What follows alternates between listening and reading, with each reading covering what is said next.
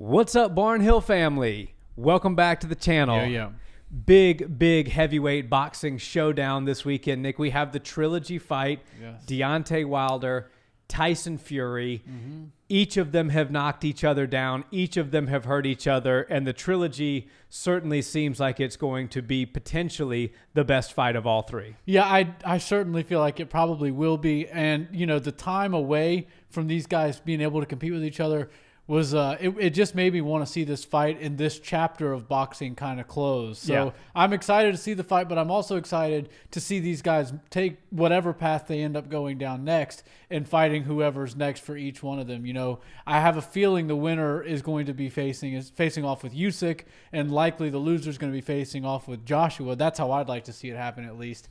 And yeah, I'm super excited for this one. The first fight, although I think that Fury won the fight definitely on the rounds, the two rounds that he for sure lost were 10-8 rounds. So a draw was a decent score in my opinion. Second one, Fury was all over him. He didn't give him an inch of space to breathe, and it kind of feels like the third installment of this trilogy is going to be more similar to the second one than the first one, I think. Yeah, that's what I'm thinking as well. And the odds do reflect Tyson Fury being a pretty sizable favorite, anywhere from minus 285 to minus 300 to Wilder's about plus 210 to plus 220. So it's in boxing terms, that's a close fight. As far as this is concerned, those are the biggest that the odds have been since these two gentlemen started this rivalry, and what has really turned out to be a great rivalry. I mean, this is every bit of a great heavyweight rivalry. You have two fighters from two very different walks of life, two very different styles, right? You have Tyson Fury, who is, when you look at him, you would think he's this brute heavy puncher, and he does possess heavy power, but at the same time, he moves around light, almost like a welterweight or a lightweight boxer, throwing a lot of jabs, doing incredible feinting. His footwork is excellent. And then you have the Bronze Bomber, who probably possesses more power than anybody we've seen probably since Mike Tyson. Yeah. I would argue that he might even possess more power than Mike Tyson. So you have an excellent clash of styles. I, however, am leaning towards Tyson Fury to win this fight. Again, I think the odds makers have this right. Tyson came out and said, look, the first time I fought Deontay, I was just a couple months removed from being an alcoholic, depressed drug addict, 400 pounds. Now I have had 18 months since my victory over him to prepare for him specifically. Obviously, he thought that he was going to get the Anthony Joshua fight, but either way, when you're preparing for Joshua or Wilder, you're taking your training extremely seriously. And I think we're going to see the best version of Tyson Fury yet. And I think as far as Wilder is concerned, Wilder absolutely has a chance to win this fight. But I think if we're being honest, if Wilder didn't possess ungodly power that we may never have even seen before in the heavyweight division, there really wouldn't be much to talk about here, would there? No, I don't think so. They've had about 18 rounds or so in the cage, in the ring against each other, and Tyson Fury has won about 16 or 15 if you want to be kind to Wilder. Yeah. Tyson Fury has just been outboxing him, and now he understands what kind of pressure he needs to bring, when he needs to bring it, when he needs to lay off the gas pedal. And he was making Wilder miss every time he threw something in that second fight. Really in the first one as well, but the second fight more particularly. And I just feel like with Wilder being the head case that he's kind of shown that he is, the press conference was a disaster, in my opinion. It happened a couple months ago, and Tyson Fury did his best to try to carry all the weight, but you can't do it all on your own. And Deontay Wilder wouldn't speak. He had his coach kind of speaking for him, and his coach was kind of getting in a back and forth with Tyson Fury, somebody that Tyson Fury has also knocked out or sparred and busted his eardrum. Yeah, it's very strange. So it was weird, and he was speaking on behalf of Deontay, but also they were saying that Deontay was a completely different fighter now.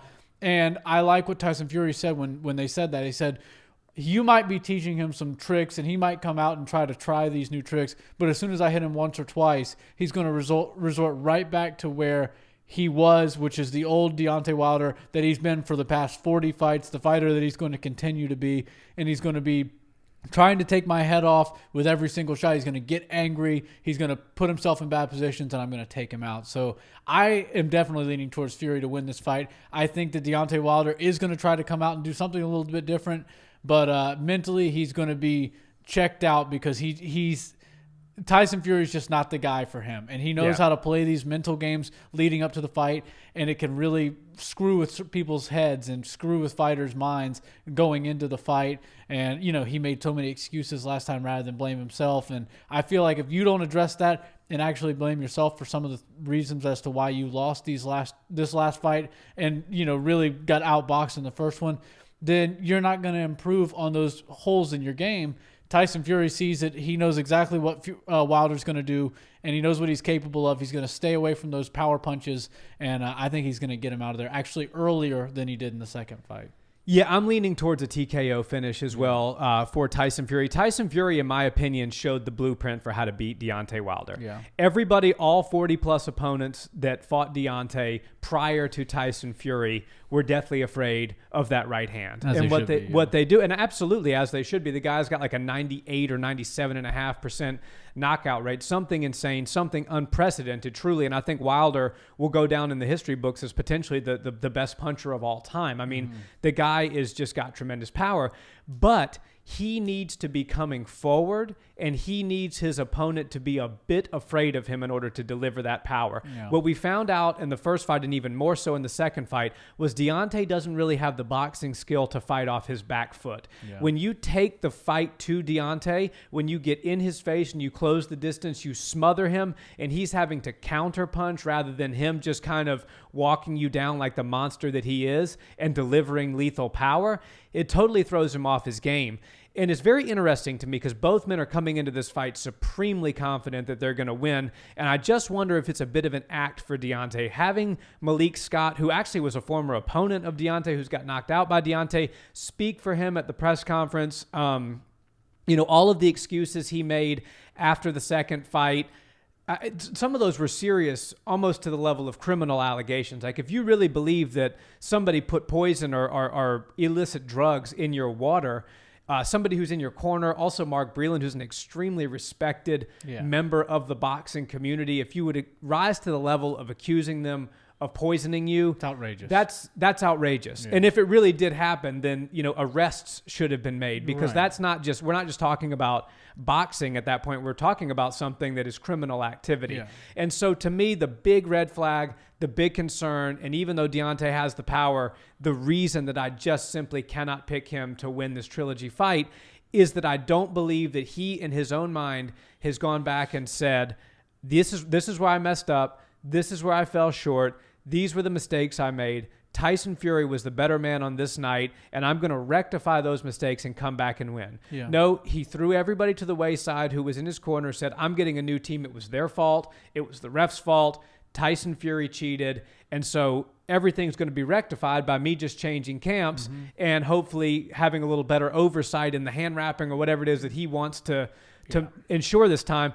And no real corrections and self-reflection was made. And for that reason, I'm picking Tyson Fury, 5th round TKO. He's going to come out. Wilder's going to throw heavy. He's going to exhaust himself, missing a lot of big shots. He's going to try to throw the kitchen sink at Fury early. Fury knows it's coming. He's going to be in and out, peppering a lot of jabs, throwing a lot of feints. Fury gets him out of there in the 5th. Yeah, I think it's going to be 3rd or 4th round, and Fury gets him. I think he's going to come in quick. He's going to try to put a real, exclamation point on this finishing trilogy, this chapter, because Deontay Wilder, like you said, made all those excuses, and now okay, let's do it again. You get whoever you want to coach you. You get to ever want to wrap the hands. You get to watch all this stuff again. Don't wear the 40-pound suit this time. Yeah, all of the things that you want, and let's just see who the better boxer is. I personally would like to have seen Deontay Wilder come out and say, you know what, skill for skill, Tyson Fury is the superior boxer. I get that.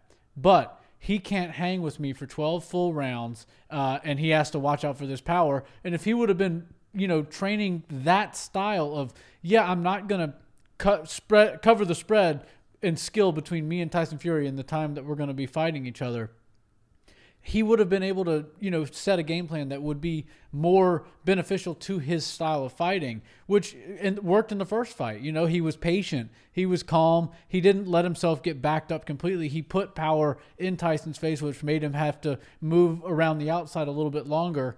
I fear now for Deontay Wilder that Tyson Fury doesn't really fear that power. Yeah. He's felt his best shots. He knows how to block and when to block. Deontay Wilder never really goes for the body. He's always head hunting. And Tyson Fury has some of the best head movement in the entire sport of boxing, not just the heavyweights. So I feel like when when there's only so many punches that can come your way, there's two hands, and if one's coming, the other one's usually up here in the face, and then vice versa.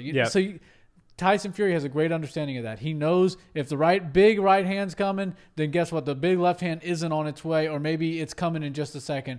And he just understands how Deontay Wilder throws his combinations. I think that he's going to smother Deontay very early, get him reckless as early as about the second round. Yeah, we're going to see a wild beginning of this fight, and then I think we're going to see the referee have to step in probably late in the third or in the fourth round because Tyson Fury is just going to overwhelm him. Yeah, totally agree. And one more thing to leave this video on. Nobody has the chin of Tyson Fury that Wilder has faced. Yeah. So I don't even think we can say that, for example, if Wilder cracks Fury with a flush shot, that's going to be enough. Yeah. Because Fury showed us in the first fight, I thought that he was literally about to have a seizure after that knockdown, and he essentially rose from the dead like The Undertaker. It was like WWE type of storyline. Right. So I don't think that Wilder can bank on the fact that, hey, if I land one hard punch, that's going to be the end of the night for the Gypsy King, because the Gypsy King, not only is he the most skillful boxer that Wilder has ever faced, he's the toughest too. Yeah, I completely agree. For sure. Guys, thanks so much for watching this video. Let us know in the comments, do you agree with our predictions that Tyson Fury is going to win the trilogy fight and likely move on to fight Usyk, or do you think the Bronze Bomber's got something up his sleeve for him? We always love chatting with you guys in the comments, and until next time, guys, have a wonderful day. Peace.